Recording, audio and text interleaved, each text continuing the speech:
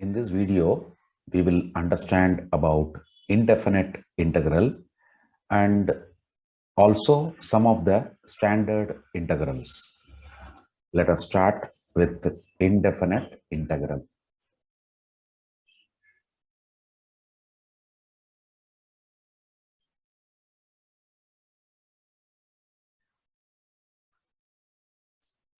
Let's say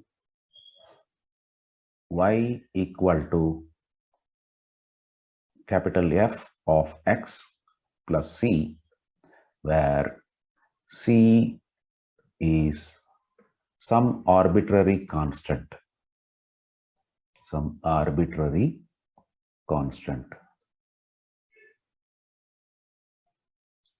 And if I differentiate this function y, that is dy by dx,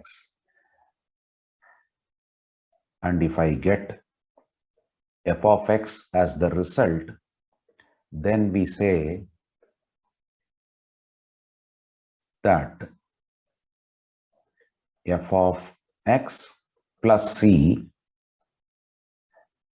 is an indefinite integral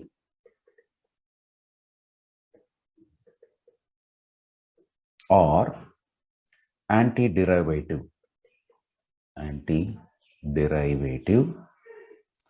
of f of x, and we write it as integral f of x dx is equal to capital F of x plus c. Here, this elongated S symbol, this symbol, it is the symbol used for integration. Is the symbol used for integration.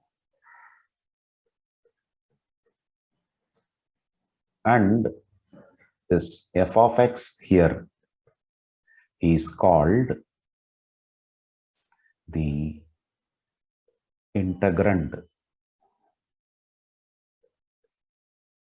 and this dx indicates that x is the variable of integration.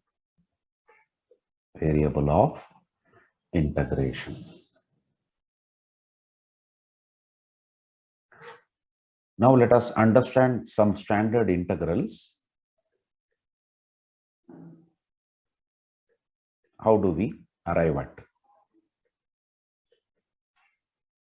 Initially, we'll be talking about some standard integrals which are non-trigonometric ratios. So only those functions we'll be considering. First one, if y is equal to x to the power of n plus 1 by n plus 1 plus c, where n is a real number and n is not equal to minus 1. Why it is not equal to minus 1? Because denominator should not be 0. If it is 0, then it will become undefined. For that reason, n is not equal to 0 and c is some constant.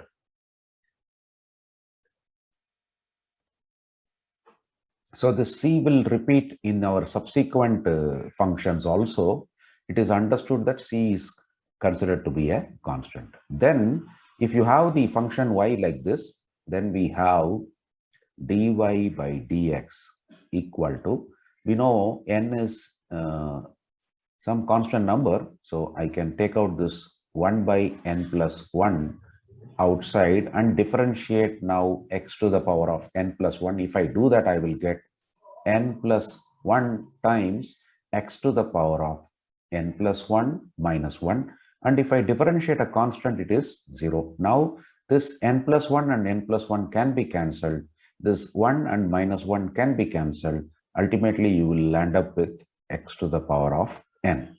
So hence we can write now integral x to the power of n with respect to x. So you write it as integral x power n dx is nothing but x to the power of n plus 1 by n plus 1 plus c. So that is our first standard integral. Then let's move on. Let us consider y as a function of x, and it is defined as square root of x plus c. So this can be written as x to the power of half plus c. Now, if I differentiate this function y, I will have dy by dx is equal to half times x to the power of half minus 1 plus 0.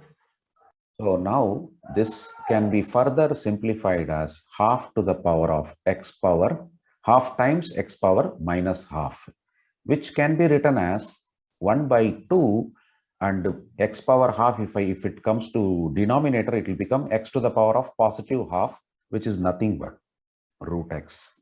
So in terms of integral, we can write it as integral dx, and the denominator will have now 2 root of x is equal to square root of x plus c, or if I just bring this 2 to the right side, it will get multiplied to this, and we will have integral dx by root of x is 2 root x, and we know the c is a constant, and if I multiply it with the 2, that will also be a constant only, so we can simply write it as c only. So that is our second standard integral. Then we'll proceed with the next. Let's say if y is equal to e to the power of x plus c, then we know dy by dx will be e power x plus 0, or it is simply e power x, which means in terms of integration or integral, we can write it as integral e power x dx is equal to e power x plus c. That is our third standard integral.